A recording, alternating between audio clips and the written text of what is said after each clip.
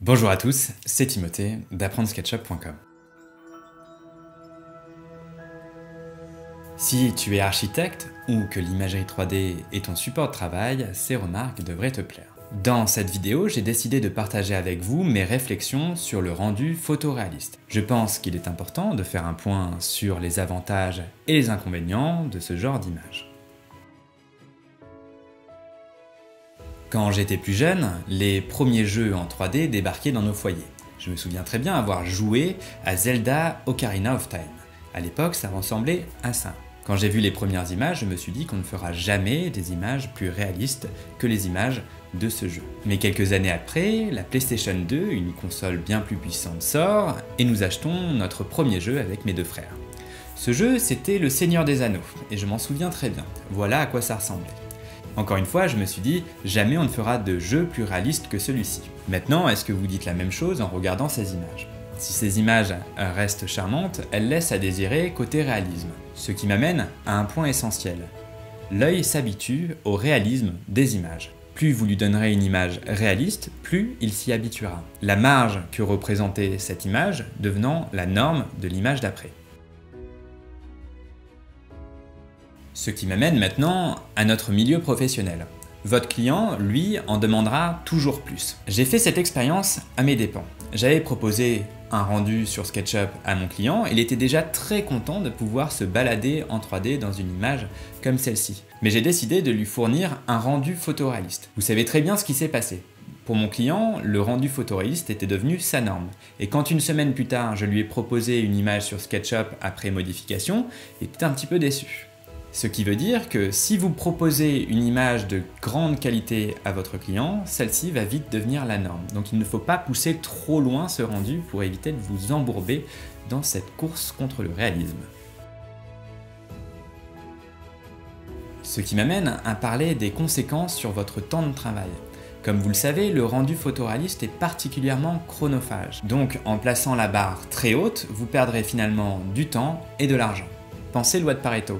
Quels sont les réglages qui me prendront 20% de mon temps et qui créeront 80% du rendu final de mon image? Et inversement, quels sont les 80% de détails qui n'apporteront que 20% d'amélioration à mon image? Pour cela, il faut toujours savoir ce qu'on veut faire quand on rentre sur un logiciel de rendu photoréaliste. Ça, c'est une erreur assez commune chez mes étudiants, c'est d'arriver devant le logiciel et de ne pas savoir ce qu'ils veulent donner comme impression à leurs clients avec leur image. Donc ils se retrouvent perdus dans la technique. N'oubliez pas qu'une image doit donner une impression. Elle est là pour donner une idée à votre client. Vous lui demandez de se projeter dans votre image. Et c'est là où c'est très important de donner une image qui justement laisse une marge de manœuvre d'interprétation à votre client.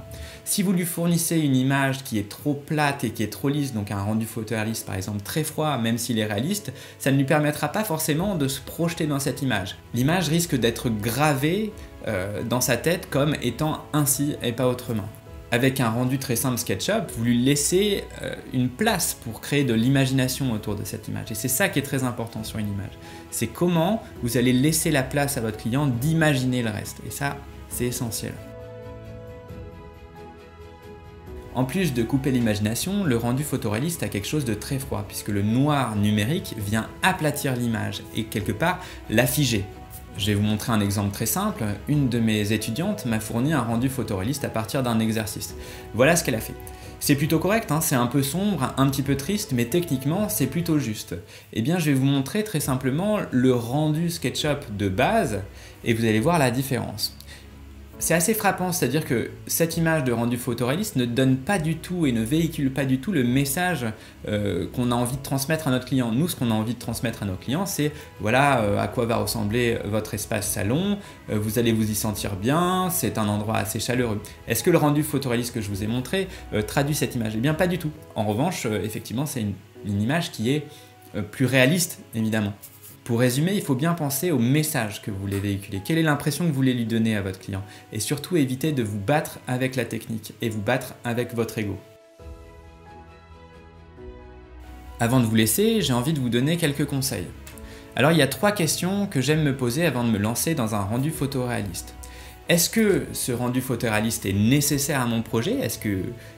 Par exemple, j'ai des textures que j'ai envie de défendre devant mon client avec un rendu photoréaliste? Aussi, est-ce que mon client m'a-t-il demandé directement un rendu photoréaliste? S'il ne l'a pas demandé, ça n'a pas de sens de le faire, c'est simplement du temps de travail en plus. Et troisièmement, est-ce qu'un rendu SketchUp, tout simple et basique, suffirait à transmettre l'idée que j'ai à mon client? Si malgré tout vous voulez vous lancer dans le rendu photoréaliste, ce qui est tout à fait possible, je ne dis pas que c'est inutile, c'est simplement pas utile à chaque fois, je vous conseille de viser très simple. Je vois souvent des gens mettre 50 lumières dans leur rendu photoréaliste. Ce qui amène plusieurs choses, c'est que 50 lumières, c'est long déjà à positionner dans l'espace, et aussi on a du mal à bien les gérer, et encore une fois, on va avoir un temps de calcul qui va être extrêmement long. Moi dans mes rendus photoréalistes, je préfère mettre 3 lumières bien positionnées et que ça soit assez rapide au niveau du rendu, et avoir une image qui soit relativement propre, plutôt qu'essayer de faire quelque chose d'un petit peu trop soigné, avec plein de petits détails qui ne servent à rien à part défendre mon ego et mon plaisir de faire une image très réaliste. Donc posez-vous bien la question du temps que vous avez à votre disposition. Un rendu photoréaliste, ça peut prendre 10 minutes, ça peut prendre 1 heure, ça peut prendre 2 heures, ça peut prendre 2 semaines. Il y a des agences qui font des rendus photoréalistes sur 2 semaines. Donc pensez bien quel est le temps que vous avez pour votre projet. Il y a une manière aussi de contourner tout ça, c'est d'essayer de trouver une façon singulière de vous exprimer avec vos images. C'est vrai que le problème avec le rendu photoréaliste, c'est d'avoir tendance à standardiser tous les types d'images. Pour ma part, j'essaye avec SketchUp d'innover à chaque fois. Je vais avoir tendance à m'amuser avec mes images. Je vais utiliser une image SketchUp, je vais la redessiner sur Photoshop, ou je vais l'imprimer, je vais redessiner par-dessus à l'encre de Chine, je ne sais pas. Vous pouvez trouver plusieurs solutions. Il n'y a pas qu'une façon de faire avec on fait SketchUp, on fait du rendu photoréaliste. Vous pouvez trouver d'autres alternatives et c'est ce que je vous conseille.